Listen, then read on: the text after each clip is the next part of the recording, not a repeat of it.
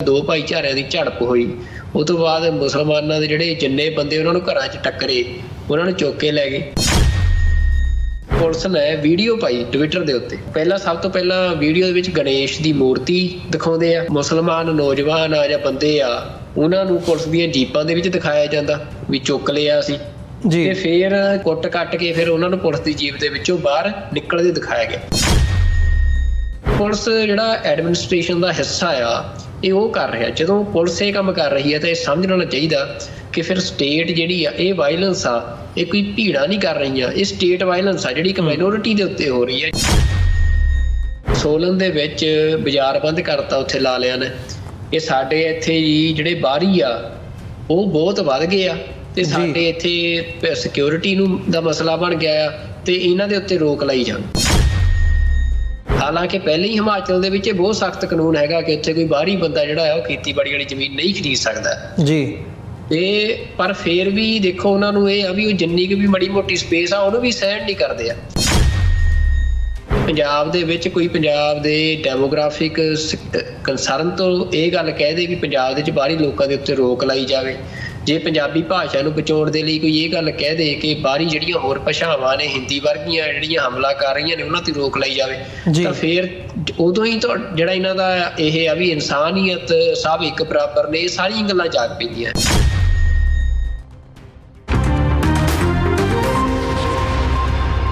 Viewers, break ਤੋਂ ਬਾਅਦ ਤੁਹਾਡਾ ਸਾਰਿਆਂ ਦਾ ਸਵਾਗਤ ਹੈ। ਗੱਲਬਾਤ ਨੂੰ ਅੱਗੇ ਤੋਰਦੇ ਹਾਂ। ਇਸ ਵਕਤ ਜਦੋਂ ਅਸੀਂ ਪੰਜਾਬ ਦੇ ਵਿੱਚ ਜਾਂ ਭਾਰਤ ਦੇ ਵਿੱਚ ਮਾਹੌਲ ਦੇਖਦੇ ਹਾਂ, ਅਸੀਂ ਬੀਤੇ ਸੈਗਮੈਂਟਸ ਦੇ ਵਿੱਚ ਜ਼ਿਕਰ ਕੀਤਾ ਹੈ ਵੀ ਕਿਵੇਂ ਮਾਈਨੋਰਿਟੀਜ਼ ਨੂੰ ਟਾਰਗੇਟ ਕੀਤਾ ਜਾ ਰਿਹਾ ਹੈ ਜਾਂ ਮਾਈਨੋਰਿਟੀਜ਼ ਦੇ ਜਿਹੜੇ ਹਾਲਾਤ ਹੈਗੇ ਆ ਉੱਥੇ ਕਿਸ ਕਿਸਮ ਦੇ ਆ। ਬੀਤੇ ਸਮੇਂ ਦੇ ਵਿੱਚ ਗੁਜਰਾਤ ਦੇ ਵਿੱਚੋਂ ਜਾਂ ਅਸੀਂ ਓਵਰਆਲ ਜਦੋਂ ਭਾਰਤ ਦੇ ਵਿੱਚੋਂ ਦੇਖਦੇ ਹਾਂ ਤਾਂ ਇੱਦਾਂ ਦੀਆਂ ਕਈ ਖਬਰਾਂ ਸਾਡੇ ਸਾਹਮਣੇ ਆਈਆਂ ਨੇ ਜਿਹਦੇ ਵਿੱਚੋਂ ਇਹ ਨਜ਼ਰ ਆਉਂਦਾ ਕਿ ਗੁਜਰਾਤ ਹੋ ਗਿਆ, ਰਾਜਸਥਾਨ ਹੋ ਗਿਆ, ਯੂਪੀ ਹੋ ਗਿਆ, ਈਵਨ ਮੱਧ ਪ੍ਰਦੇਸ਼ ਦੇ ਵਿੱਚੋਂ ਵੀ ਅਜਿਹੀਆਂ ਖਬਰਾਂ ਸਾਹਮਣੇ ਆਉਂਦੀਆਂ ਨੇ ਕਿਵੇਂ ਮੁਸਲਮਾਨਾਂ ਨੂੰ ਟਾਰਗੇਟ ਕੀਤਾ ਜਾਂਦਾ ਹੈ ਜਾਂ ਮੁਸਲਮਾਨਾਂ ਦੇ ਜਿਹੜੇ ਆਮ ਅਸੀਂ ਮਨੁੱਖੀ ਅਧਿਕਾਰ ਹੈਗੇ ਆ ਉਹਨਾਂ ਦਾ ਹਨਨ ਕੀਤਾ ਜਾਂਦਾ ਆ। ਸੋ ਇਹਨਾਂ ਦਿਨਾਂ ਦੀ ਜਿਹੜੀ ਇਸ ਵਕਤ ਮੇਜਰ ਖਬਰ ਚੱਲ ਰਹੀ ਹੈ ਗੁਜਰਾਤ ਦੇ ਸੂਰਤ ਦੀ ਕਿ ਕਿਵੇਂ ਉੱਥੇ ਜਿਹੜੀਆਂ ਮੁਸਲਮਾਨਾਂ ਦੀਆਂ ਦੁਕਾਨਾਂ ਹੈਗੀਆਂ ਨੇ ਉਹਨਾਂ ਦੀ ਕਾਲੋਨੀ ਨੂੰ ਹੀ ਇੱਕ ਵੱਖਰੇ ਤਰੀਕੇ ਦੇ ਨਾਲ ਜਿਹੜਾ ਹੈਗਾ ਉਹ ਬੁਲਡੋਜ਼ ਕੀਤਾ ਗਿਆ ਆ, ਅਤੇ ਉਹ ਜਿਹੜਾ ਬੁਲਡੋਜ਼ਰ ਜਸਟਿਸ ਕਰਕੇ ਉਹਨੂੰ ਨਾਂ ਦਿੱਤਾ ਜਾਂਦਾ। ਅਤੇ ਜਿਹੜੇ ਯੂਪੀ ਦੇ ਮੁੱਖ ਮੰਤਰੀ ਹੋਣ ਜਾਂ ਯੋਗੀ ਆਦਿੱਤਿਆਨਾਥ ਦੀ ਅਸੀਂ ਗੱਲ ਕਰਦੇ ਹਾਂ ਜਾਂ ਉਹਨਾਂ ਤੋਂ ਬਿਨਾਂ ਵੀ ਜਿਹੜੇ ਬੀਜੇਪੀ ਦੇ ਵੱਡੇ ਆਗੂ ਹੈਗੇ ਆ, ਉਹ ਇਹ ਸਾਰੇ ਪਾਰਟ ਨੂੰ ਜਸਟੀਫਾਈ ਕਰਦੇ ਦਿਖਾਈ ਦਿੱਤੇ ਜਾਂਦੇ ਆ। ਸੋ ਇਹ ਇੱਕ ਅਹਿਮ ਨੁਕਤਾ ਹੈਗਾ ਜਿਹਨੂੰ ਅਸੀਂ ਪਹਿਲੇ ਸੈਗਮੈਂਟ ਦੇ ਵਿੱਚ ਵੀ ਜਦੋਂ ਅਸੀਂ ਜ਼ਿਕਰ ਕੀਤਾ। ਅੱਜ ਆਇਤੁੱਲਾ ਖਮੀਨੀ ਵੱਲੋਂ ਜਦੋਂ ਭਾਰਤ ਨੂੰ ਇਸ ਗੱਲ 'ਤੇ ਟਾਰਗੇਟ ਕੀਤਾ ਗਿਆ ਕਿ ਉੱਥੇ ਮੁਸਲਮਾਨਾਂ ਦੀ ਜਿਹੜੀ ਹਾਲਤ ਹੈਗੀ ਹੈ ਉਹ ਨਾਜ਼ੁਕ ਸਥਿਤੀ ਦੇ ਵਿੱਚ ਹੈ ਜਾਂ ਮੁਸਲਮਾਨਾਂ ਨੂੰ ਟਾਰਗੇਟ ਕੀਤਾ ਜਾ ਰਿਹਾ, ਅਤੇ ਭਾਰਤ ਦੇ ਜਿਹੜੀਆਂ ਅਥਾਰਟੀਜ਼ ਨੇ ਉਹਨਾਂ ਨੂੰ ਇਸ ਗੱਲ ਦਾ ਨਹੀਂ ਚੰਗਾ ਲੱਗਾ। ਪਰ ਜਿਹੜੇ ਗਰਾਊਂਡ ਦੇ ਉੱਤੇ ਹਾਲਾਤ ਬਣੇ ਹੋਏ ਆ ਇਸੇ ਗੱਲ ਵੱਲ ਇਸ਼ਾਰਾ ਕਰਦੇ ਆ। ਸੂਰਤ ਸ਼ਹਿਰ ਦੀ ਇੱਕ ਪ੍ਰੋਮੀਨੈਂਟ ਐਗਜ਼ਾਮਪਲ ਦੇ ਤੌਰ 'ਤੇ ਜੇ ਅਸੀਂ ਖਬਰ ਅੱਜ ਸੁਖਵਿੰਦਰ ਸਿੰਘ ਜੀ ਡਿਸਕਸ ਕਰਨੀ ਹੋਵੇ ਤੇ ਕਿਵੇਂ ਮਤਲਬ ਜਦੋਂ ਇੱਕ ਪ੍ਰੋਸੈਸ਼ਨ ਕੱਢਿਆ ਜਾ ਰਿਹਾ ਹੈ ਮੈਜੋਰਿਟੀ ਕਮਿਊਨਿਟੀ ਦੇ ਵੱਲੋਂ ਤੇ ਉਸ ਨੂੰ ਮੁੱਖ ਰੱਖਦਿਆਂ ਹੋਇਆਂ ਉਹ ਇੱਕ ਮੌਸਕ ਮਸੀਤ ਦੇ ਸਾਹਮਣੇ ਉਹ ਨਿਕਲਦਾ ਆ, ਤੇ ਕਿਵੇਂ ਉੱਥੇ ਜਿਹੜੀ ਹੈ ਪੱਥਰਬਾਜ਼ੀ ਦੀ ਖਬਰ ਸਾਡੇ ਸਾਹਮਣੇ ਆਉਂਦੀ ਹੈ ਤੇ ਫਿਰ ਪੁਲਿਸ ਵੱਲੋਂ ਜਿਵੇਂ ਕਾਰਵਾਈ ਕਰਦੇ ਆ। ਮਤਲਬ ਅਜਿਹਾ ਘਟਨਾਕ੍ਰਮ, ਦਰਦਨਾਕ ਘਟਨਾਕ੍ਰਮ ਕਿਹਾ ਜਾ ਸਕਦਾ ਵੀ ਬੰਦਿਆਂ ਦਾ ਜਾਂ ਮੁਸਲਮਾਨਾਂ ਦਾ ਉੱਥੇ ਰਹਿਣਾ ਹੀ ਔਖਾ ਹੋਇਆ ਪਿਆ ਆ। ਜਿਵੇਂ ਪੁਲਿਸ ਵੀ ਮੈਜੋਰਿਟੀ ਕਮਿਊਨਿਟੀ ਦਾ ਸਾਥ ਦਿੰਦੀ ਨਜ਼ਰ ਆਉਂਦੀ ਆ। ਉਹਦੀਆਂ ਜਿਹੜੀਆਂ ਵੀਡੀਓਜ਼ ਨੇ ਜਾਂ ਖਬਰਾਂ ਨੇ ਵੱਡੇ ਲੈਵਲ ਦੇ ਉੱਤੇ ਇਸ ਵਕਤ ਮੀਡੀਆ ਦੇ ਵਿੱਚ ਪਿਛਲੇ ਸਾਰੇ ਹਫ਼ਤੇ ਦੇ ਵਿੱਚ ਜਿਹੜੀਆਂ ਨੇ ਉਹ ਲੱਗੀਆਂ ਨੇ। ਬਿਲਕੁਲ ਜੀ। ਦੇਖੋ ਅਮਰਵੀਰ ਸਿੰਘ ਜੀ, ਜਿਹੜੀ ਤੁਸੀਂ ਗੱਲ ਕਹੀ ਆ ਕਿ ਪੁਲਿਸ ਵੀ ਜਿਹੜਾ ਆ ਮੈਜੋਰਿਟੀ ਦਾ ਸਾਥ ਦਿੰਦੀ ਨਜ਼ਰ ਆਉਂਦੀ ਆ, ਇਹ ਕੋਈ ਨਵੀਂ ਗੱਲ ਨਹੀਂ। ਭਾਰਤ ਦਾ ਇਤਿਹਾਸ ਹੀ ਇਹੀ ਰਿਹਾ। ਮਤਲਬ ਸਿੱਖਾਂ ਦਾ ਜਦੋਂ ਕਤਲੇਆਮ ਹੋਇਆ ਉਦੋਂ ਵੀ ਅਸੀਂ ਦੇਖਿਆ ਕਿ ਪੁਲਿਸ ਵਾਲਿਆਂ ਨੇ ਕਿਵੇਂ ਜਿਹੜਾ ਆ ਕੋਲੈਬੋਰੇਟ ਕੀਤਾ। ਪੁਲਿਸ ਨੇ ਜਿਹੜੇ ਉਦੋਂ ਕਾਤਲ ਭੀੜਾਂ ਸੀ, ਬਲਕਿ ਪੁਲਿਸ ਉਹਨਾਂ ਨੂੰ ਗਾਈਡ ਕਰਕੇ ਕਤਲ ਕਰਵਾ ਰਹੀ ਸੀ। ਤੇ ਕਈ ਥਾਵਾਂ ਤੇ ਪੁਲਿਸ ਆਪ ਕਾਤਲਾਂ ਦੇ ਵਿੱਚ ਸ਼ਾਮਲ ਹੋ ਕੇ ਸਿੱਖਾਂ ਦਾ ਕਤਲੇਆਮ ਕਰਨ 'ਚ ਸ਼ਾਮਲ ਸੀ। ਤੇ ਉਸ ਤੋਂ ਇਲਾਵਾ ਜਿਹੜੀਆਂ ਇਹ ਘਟਨਾਵਾਂ ਹੁਣ ਅੱਜ ਦੀਆਂ ਨੇ ਤਾਜ਼ੀਆਂ, ਕਿਉਂਕਿ ਕਈ ਵਾਰ ਹੁੰਦਾ ਵੀ ਇੰਨੇ ਸਾਲ ਬੀਤ ਗਏ, ਜਿਹੜੀ ਨਵੀਂ ਪੀੜ੍ਹੀ ਹੁੰਦੀ ਆ ਕੋਈ ਅੱਜ ਸੁਣੇ ਉਹਨੂੰ ਜੇ ਇਸ ਤਰੀਕੇ ਨਾਲ ਅੱਜ ਨਾ ਹੋ ਰਿਹਾ ਹੋਵੇ ਤਾਂ ਸ਼ਾਇਦ ਉਹ ਰਿਲੇਟ ਨਾ ਕਰ ਸਕੇ। ਪਰ ਕਿਉਂਕਿ ਭਾਰਤ ਦੇ ਵਿੱਚ ਜਿਹੜਾ ਇੱਕ ਹਾਰਡ ਕੋਰ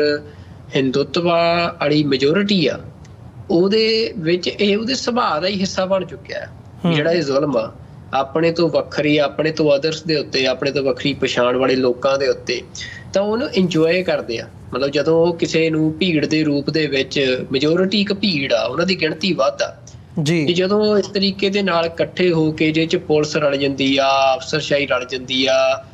ਉੱਥੋਂ ਦੇ ਇਲੈਕਟਡ ਰਿਪਰੈਜ਼ੈਂਟੇਟਿਵ ਰਲ ਜਾਂਦੇ ਆ, ਲੋਕ ਰਲ ਜਾਂਦੇ ਆ, ਭੀੜਾਂ ਰਲ ਜਾਂਦੀਆਂ ਨੇ, ਫਿਰ ਉਹ ਭੀੜ ਬਣ ਕੇ ਤੇ ਜਦੋਂ ਘੱਟ ਗਿਣਤੀਆਂ ਨੂੰ ਮਾਰਦੇ ਆ, ਘੱਟ ਗਿਣਤੀਆਂ ਦੇ ਬਲਾਤਕਾਰ ਕਰਦੇ ਆ, ਉਹਨਾਂ ਦੀਆਂ ਬੀਬੀਆਂ ਦੇ, ਘੱਟ ਗਿਣਤੀਆਂ ਦੇ ਘਰਾਂ ਨੂੰ ਢਾਉਂਦੇ ਆ, ਉਹਨਾਂ ਦੇ ਬੱਚਿਆਂ ਨੂੰ ਮਾਰਦੇ ਆ, ਤਾਂ ਫਿਰ ਉਹਦੇ ਚੋਂ ਆਨੰਦ ਲੈਂਦੇ ਆ। ਤੇ ਉਹ ਉਸੇ ਤਰੀਕੇ ਨਾਲ ਜਦੋਂ ਸਿੱਖਾਂ ਦੇ ਛੋਟੇ ਛੋਟੇ ਬੱਚਿਆਂ ਨੂੰ ਬਲਦੇ ਟਾਇਰਾਂ ਦੇ ਵਿੱਚ, ਪਿਓ ਦੇ ਗਲ ਦੇ ਵਿੱਚ ਟਾਇਰ ਬਲਦਾ ਪਾ ਕੇ ਉਹਨੂੰ ਸਾੜ ਰਹੇ ਸੀ, ਤੇ ਨਾਲ ਉੱਤੇ ਜਿਹੜਾ ਛੋਟਾ ਜਿਹਾ ਬੱਚਾ ਸੀ ਉਹਨੂੰ ਫਿਰ ਸੜਦੇ ਪਿਓ ਦੇ ਉੱਤੇ ਸੁੱਟ ਕੇ ਤੇ ਫਿਰ ਉਹ ਨਾਲ ਨੱਚਦੇ ਸੀ। ਮਤਲਬ ਜਿਹੜੀ ਇਹ ਬਿਰਤੀ ਆ, ਤੁਸੀਂ ਦੇਖੋ ਵੀ ਇਨਸਾਨੀਅਤ ਕਹਿੰਦੇ ਜੀ, ਮਤਲਬ ਜਦੋਂ ਪੰਜਾਬ ਦੇ ਵਿੱਚ ਕੋਈ ਸਿੱਖ ਹੱਕਾਂ ਦੀ ਗੱਲ ਕਰਦਾ ਜਾਂ ਸਿੱਖਾਂ ਦੀ ਗੱਲ ਕਰਦਾ, ਕਹਿੰਦੇ ਇਨਸਾਨੀਅਤ ਦੀ ਗੱਲ ਕਰੋ। ਇਹੋ ਜਿਹੇ ਲੋਕਾਂ ਦੇ ਨਾਲ ਕਾਹਦੀ ਇਨਸਾਨੀਅਤ ਦੀ ਗੱਲ ਕੀਤੀ ਜਾ ਸਕਦੀ ਹੈ? ਮਤਲਬ ਇਹ ਤਾਂ ਹੈਵਾਨ ਵੀ ਸ਼ਾਇਦ ਇਹਨਾਂ ਤੋਂ ਸ਼ਰਮ ਖਾ ਜੇ ਵੀ ਜਿੰਨਾ ਇਹ ਲੋਕ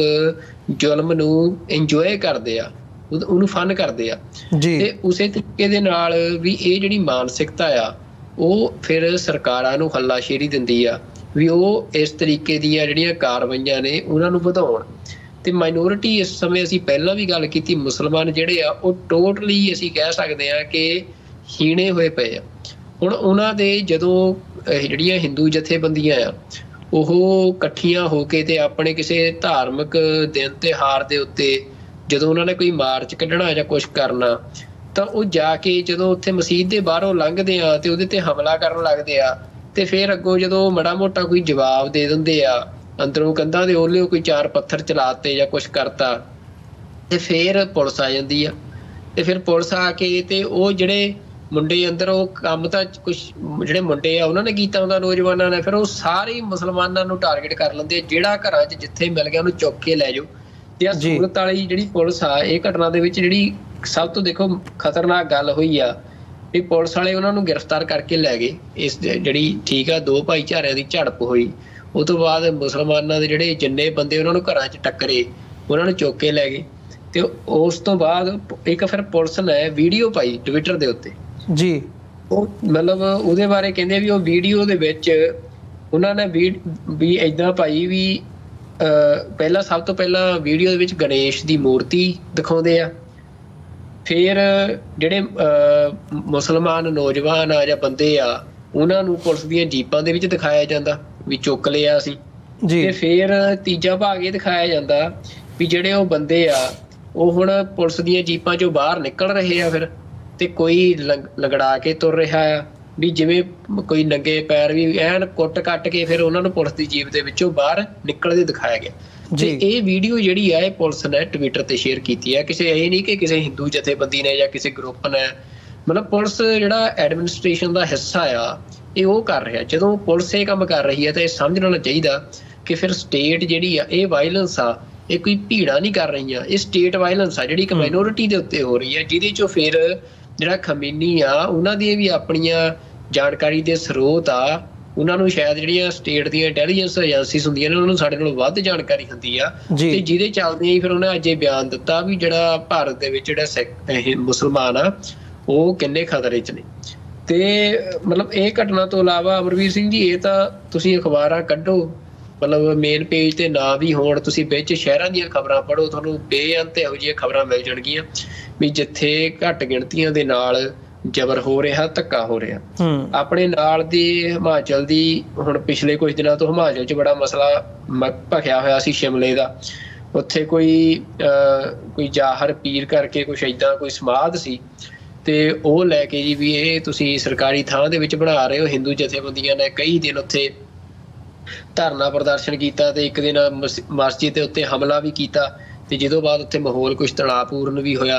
ਤੇ ਉਹ ਤੋਂ ਬਾਅਦ ਉਹ ਮਸਜਿਦ ਦਾ ਜਿਹੜਾ ਹਿੱਸਾ ਸੀ ਉਹ ਸਰਕਾਰ ਨੇ ਢਾਉਣ ਦਾ ਵੀ ਐਲਾਨ ਕੀਤਾ ਜਾਂ ਹੋਰ ਇਸ ਤਰੀਕੇ ਦੀਆਂ ਘਟਨਾਵਾਂ ਵਾਪਰੀਆਂ। ਹੁਣ ਇੱਕ ਨਵੀਂ ਖਬਰ ਆਈ ਆ ਕਿ ਸੋਲਨ ਦੇ ਵਿੱਚ ਬਾਜ਼ਾਰ ਬੰਦ ਕਰਤਾ ਉੱਥੇ ਲਾ ਲਿਆ ਨੇ। ਇਹ ਸਾਡੇ ਇੱਥੇ ਜੀ ਜਿਹੜੇ ਬਾਹਰੀ ਆ ਉਹ ਬਹੁਤ ਵੱਧ ਗਏ ਆ ਤੇ ਸਾਡੇ ਇੱਥੇ ਸਿਕਿਉਰਿਟੀ ਨੂੰ ਦਾ ਮਸਲਾ ਬਣ ਗਿਆ ਆ ਤੇ ਇਹਨਾਂ ਦੇ ਉੱਤੇ ਰੋਕ ਲਾਈ ਜਾਵੇ। ਤਾਂ ਮੈਂ ਹੁਣ ਇਹ ਜਦੋਂ ਖਬਰਾਂ ਦੇਖ ਰਹੇ ਸੀ ਅੱਜ ਤਾਂ ਪੜ੍ਹ ਰਿਹਾ ਸੀ ਵੀ ਪੰਜਾਬ ਅੱਧਾ ਹਿਮਾਚਲੀ ਦੱਬ ਗਿਆ ਤੇ ਜਦੋਂ ਪੰਜਾਬ ਦੇ ਲੋਕ ਇਹ ਗੱਲ ਕਹਿੰਦੇ ਆ ਵੀ ਸਾਡੇ ਇੱਥੇ ਬਾਹਰੀ ਲੋਕਾਂ ਦੇ ਜ਼ਮੀਨ ਲੈਣ ਤੇ ਜਾਂ ਵੋਟ ਬਣਾਉਣ ਤੇ ਰੋਕ ਲਾਈ ਜਾਵੇ, ਹਾਲਾਂਕਿ ਪਹਿਲੇ ਹੀ ਹਿਮਾਚਲ ਦੇ ਵਿੱਚ ਬਹੁਤ ਸਖਤ ਕਾਨੂੰਨ ਹੈਗਾ ਕਿ ਉੱਥੇ ਕੋਈ ਬਾਹਰੀ ਬੰਦਾ ਜਿਹੜਾ ਹੈ ਉਹ ਖੇਤੀਬਾੜੀ ਵਾਲੀ ਜ਼ਮੀਨ ਨਹੀਂ ਖਰੀਦ ਸਕਦਾ ਜੀ। ਤੇ ਪਰ ਫੇਰ ਵੀ ਦੇਖੋ ਉਹਨਾਂ ਨੂੰ ਇਹ ਆ ਵੀ ਉਹ ਜਿੰਨੀ ਕੁ ਵੀ ਮਾੜੀ ਮੋਟੀ ਸਪੇਸ ਆ ਉਹਨੂੰ ਵੀ ਸਹਿਣ ਨਹੀਂ ਕਰਦੇ ਆ ਤੇ ਉਹ ਜਿਹੜਾ ਇਹ ਲਾ ਲਿਆ ਨੇ ਇਹ ਵੀ ਅੱਜ ਉੱਥੇ ਸਾਰੀ ਟ੍ਰੇਡ ਯੂਨੀਅਨ ਨੇ ਬੰਦ ਕੀਤਾ ਜਾਂ ਇਹ ਮੰਗ ਕੀਤੀ ਆ, ਉਹਦਾ ਹਿੰਦੂ ਜਥੇਬੰਦੀਆਂ ਨੇ ਸਮਰਥਨ ਕੀਤਾ ਆ। ਉਹਦੇ ਪਿੱਛੇ ਵਜ੍ਹਾ ਵੀ ਇਹੀ ਆ ਕਿ ਯੂਪੀ ਜਾਂ ਇਹਨਾਂ ਸੂਬਿਆਂ ਦੇ ਵਿੱਚ ਜਿਹੜਾ ਯੋਗੀ ਆਦਿੱਤਿਆਨਾਥ ਦਾ ਇਹ ਸਾਰਾ ਬਲਡੋਜ਼ਰ ਕਲਚਰ ਚੱਲਿਆ ਆ ਵੀ ਉਹਦੇ ਚੋਂ ਵੱਡੀ ਗਿਣਤੀ ਦੇ ਵਿੱਚ ਜਿਹੜੇ ਮੁਸਲਮਾਨ ਨੇ ਉਹਨਾਂ ਇਲਾਕਿਆਂ ਚੋਂ ਉਹ ਆਪਣੀ ਸੇਫਟੀ ਸਿਕਿਉਰਿਟੀ ਦੇ ਕੰਸਰਨ ਕਰਕੇ ਆਪਣੇ ਟੱਬਰਾਂ ਦੇ ਸਮੇਤ ਆਪਣੇ ਵਪਾਰ ਲੈ ਕੇ ਪੰਜਾਬ ਜਾਂ ਹਿਮਾਚਲ ਵਰਗੇ ਇਹਨਾਂ ਸੂਬਿਆਂ ਦੇ ਵਿੱਚ ਪਿਛਲੇ ਸਾਲਾਂ 'ਚ ਆਏ ਆ। ਉਹਦੇ ਨਾਲ ਠੀਕ ਆ ਡੈਮੋਗ੍ਰਾਫਿਕ ਅਸਰ ਪੈਂਦਾ ਆ, ਪਰ ਪੰਜਾਬ ਤਾਂ ਹਮੇਸ਼ਾ ਤੋਂ ਹੀ ਇਹ ਗੱਲ ਕਹਿੰਦਾ, ਪਰ ਪੰਜਾਬ ਦੇ ਲੋਕ ਕਿਸੇ ਧਰਮ ਨੂੰ ਸਪੈਸੀਫਿਕ ਟਾਰਗੇਟ ਕਰਕੇ ਨਹੀਂ ਇਹ ਗੱਲ ਕਹਿੰਦੇ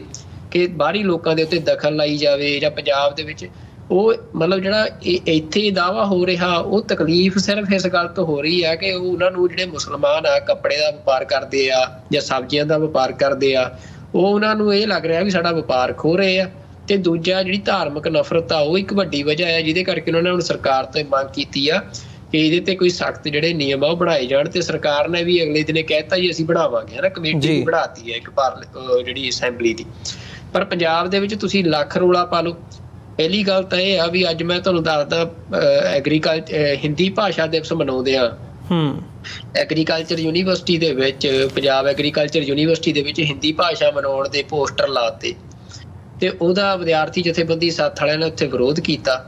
ਤੇ ਉਹ ਵਿਰੋਧ ਕਰਦਿਆਂ ਇਹ ਬਿਆਨ ਜਾਰੀ ਕੀਤਾ ਵੀ ਜਿਹੜਾ ਹਿੰਦੀ ਦਾ ਸਾਮਰਾਜਵਾਦ ਆ ਉਹ ਕਿਵੇਂ ਪੰਜਾਬੀ ਨੂੰ ਜਜ਼ਬ ਕਰ ਰਿਹਾ ਜਾਂ ਖਤਮ ਕਰ ਰਿਹਾ, ਵੀ ਇਹਦੇ ਤੇ ਰੋਕ ਲਾਈ ਜਾਵੇ ਤੇ ਪੰਜਾਬ ਦੇ ਵਿੱਚ ਹਿੰਦੀ ਜਿਹੜਾ ਇਹ ਦਿਵਸ ਆ ਮਨਾਉਣ ਤੇ ਰੋਕ ਲਾਈ ਜਾਵੇ। ਹੁਣ ਉਸ ਗੱਲ ਤੋਂ ਬਾਅਦ ਅੱਜ ਕਿੰਨੇ ਜਿਹੜੇ ਸੋਸ਼ਲ ਮੀਡੀਆ ਹੈਂਡਲਰ ਹੈਗੇ ਆ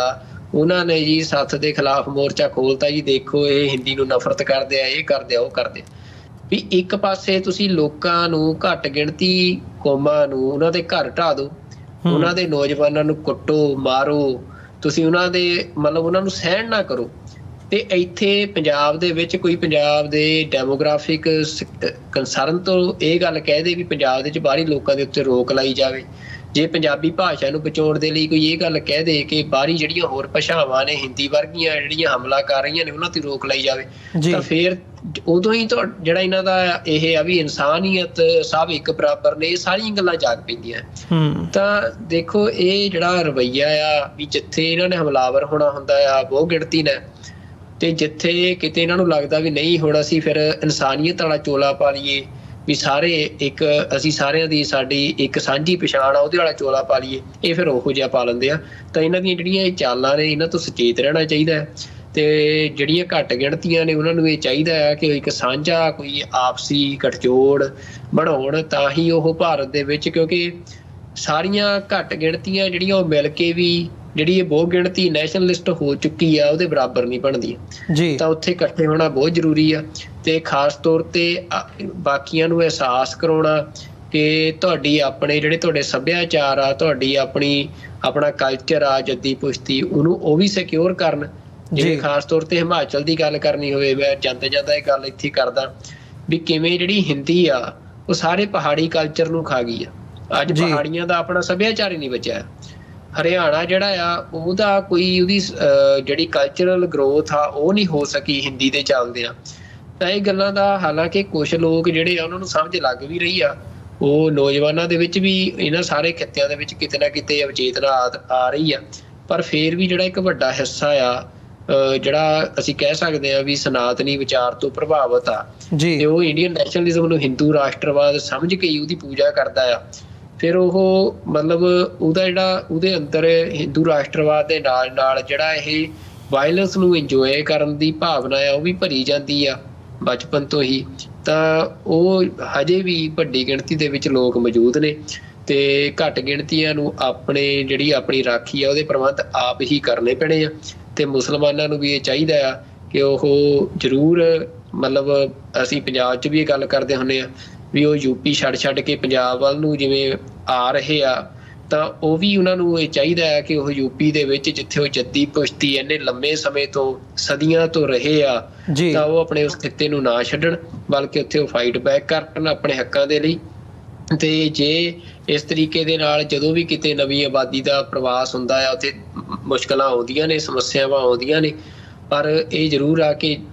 ਇਹ ਜਿਹੜਾ ਸਾਰੀ ਅਸੀਂ ਗੱਲ ਸਾਂਝੀ ਕੀਤੀ ਇਹਦੇ ਨਾਲ ਜਿਹੜੇ ਦੋਹਰੇ ਮਾਪਦੰਡ ਆ ਜਿਹੜੇ ਹਿੰਦੀ ਭਾਸ਼ਾਈ ਲੋਕਾਂ ਦੇ ਉਹ ਕਿਵੇਂ ਨੰਗੇ ਹੁੰਦੇ ਆ, ਉਹ ਮੈਂ ਜ਼ਰੂਰ ਇਸ ਕਰਕੇ ਜਿਹੜੀ ਖਬਰ ਆ ਹਿਮਾਚਲ ਵਾਲੀ ਉਹ ਵੀ ਸਾਂਝੀ ਕੀਤੀ ਆ। ਬਾਕੀ ਸੂਰਤ ਦੇ ਵਿੱਚ ਜੋ ਕੀਤਾ ਆ ਉਹ ਹੁਣ ਭਾਰਤ ਦੇ ਲਗਭਗ ਰੋਜ਼ ਕਿਸੇ ਨਾ ਕਿਸੇ ਸ਼ਹਿਰ ਦੇ ਵਿੱਚ ਮੁਸਲਮਾਨਾਂ ਦੇ ਨਾਲ ਹੋ ਰਿਹਾ ਹੈ।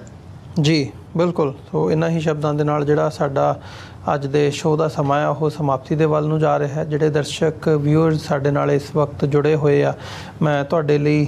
ਇੱਕ ਬੇਨਤੀ ਵੀ ਹੈ ਸਾਡੇ ਵੱਲੋਂ ਕਿ TV84 ਨੂੰ ਜਿੱਥੇ ਤੁਸੀਂ ਆਪਣੇ ਸੁਝਾਅ ਅਤੇ ਸਵਾਲ ਭੇਜ ਸਕਦੇ ਹੋ, ਸਾਨੂੰ ਸੋਸ਼ਲ ਮੀਡੀਆ ਰਾਹੀਂ ਜਾਂ ਫ਼ੋਨ ਨੰਬਰ WhatsApp ਰਾਹੀਂ ਸਾਨੂੰ ਡਾਇਰੈਕਟਲੀ ਪਹੁੰਚ ਕਰ ਸਕਦੇ ਹੋ ਸਾਡੇ ਤੱਕ, ਅਤੇ ਨਾਲ ਹੀ ਨਾਲ ਸਾਡੀ ਵੈੱਬਸਾਈਟ ਰਾਹੀਂ ਤੁਸੀਂ ਸਾਨੂੰ ਡੋਨੇਟ ਵੀ ਕਰ ਸਕਦੇ ਹੋ www.tv84.tv ਜਾਂ TV84 ਦੇ ਨਾਂ ਦਾ ਚੈੱਕ ਬਣਾ ਕੇ ਤੁਸੀਂ ਸਾਨੂੰ ਸਾਡੇ ਐਡਰੈਸ ਦੇ ਉੱਤੇ ਮੇਲ ਕਰ ਸਕਦੇ ਹੋ। 3601 37th avenue long island city, ਨਿਊਯਾਰਕ 11101। ਫ਼ੋਨ ਨੰਬਰ ਤੁਹਾਡੀ ਸਕਰੀਨ ਦੇ ਉੱਤੇ ਆ ਰਿਹਾ ਹੈ 5166191984। ਇਸ ਨੰਬਰ ਰਾਹੀਂ ਤੁਸੀਂ ਸਾਨੂੰ ਡਾਇਰੈਕਟਲੀ ਕਾਲ ਕਰ ਸਕਦੇ ਹੋ ਜਾਂ WhatsApp ਰਾਹੀਂ ਸਾਡੇ ਤੱਕ ਸੁਨੇਹਾ ਪੁੱਜਦਾ ਕਰ ਸਕਦੇ ਹੋ। ਇਹਨਾਂ ਹੀ ਸ਼ਬਦਾਂ ਦੇ ਨਾਲ ਵਿਊਅਰਸ ਅੱਜ ਦੇ ਸ਼ੋਅ ਦੇ ਵਿੱਚ ਅਸੀਂ ਇੱਥੇ ਹੀ ਤੁਹਾਡੇ ਕੋਲੋਂ ਇਜਾਜ਼ਤ ਚਾਹਾਂਗੇ। ਦੁਬਾਰਾ ਫਿਰ ਤੁਹਾਡੇ ਨਾਲ ਮੁਲਾਕਾਤ ਹੋਵੇਗੀ। ਫਤਿਹ ਦੀ ਸਾਂਝ ਪਾਈਏ। ਸੁਖਵਿੰਦਰ ਸਿੰਘ ਜੀ ਅੰਤ ਦੇ ਵਿੱਚ ਵਾਹਿਗੁਰੂ ਜੀ ਕਾ ਖਾਲਸਾ, ਵਾਹਿਗੁਰੂ ਜੀ ਕੀ ਫਤਿਹ ਜੀ। ਵਾਹਿਗੁਰੂ ਜੀ ਕਾ ਖਾਲਸਾ, ਵਾਹਿਗੁਰੂ ਜੀ ਕੀ ਫਤਿਹ ਜੀ।